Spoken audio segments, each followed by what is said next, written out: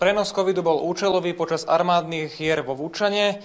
Úloha Ukrajiny je zatiaľ spochybňovaná, ale pre vás je jasná. Niekto vyrába ochorenie a falošné testy a vypúšťa to potom. Parafrazujem dobre? Nie, celkom nie.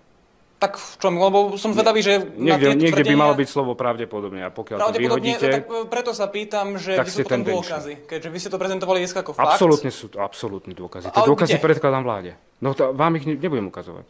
A prečo verejnosti neukážete? Ukážem ich aj verejnosti, ale počkáme si na rokovanie vlády a po rokovaní sprístupním všetky. Ja tie dôkazy sprístupním tak či tak. A odkiaľ ich máte?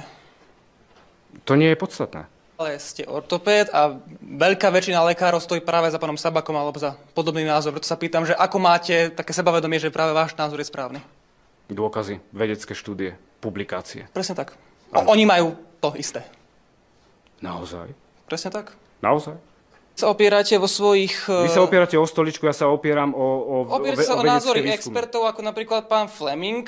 Ja som si našiel v federálnom registri USA, že dostal 5-ročnú podmienku za to, že zobral úplatok $35,000 za to, že falšoval výsledky štúdie. Tak to je ten dôveryhodný expert? Áno. Keď falšuje jeden štúdiu? Z mnohých. Viete, ako to dopadlo celé? Dostal 5-ročnú podmienku, priznal sa, bol odsúdený. Tak to dopadlo. Naozaj? Tak to dopadlo? A to kto to písal? Aktuality? Nie, federálny register USA. Pretože zo Spojených štátov mi dali dokumenty k tomu, ako skončila celá táto záležitosť. No, pán Fleming sa priznal, takže neviem, ako sa to skončilo inak, ak sa priznal k tomu trestnému činu a dostal podmienku. Prepáčte, pán Kotlár, ale vaša práca je priniesť nám dôkazy. Nie naša práca nachádzať moja dôkazy práca za vás. Nie je priniesť tebe dôkazy, nie, ale nie, dôkazy... verejnosti. Prepáčte, dôkazy... A ja vám vykám, ak... Prepáčte, dôkazy sú na vláde. Dôkazy sú na vláde. A prečo teda, keď príjete so závermi analýzy sem, tak neukážete nám tú analýzu alebo dôkazy?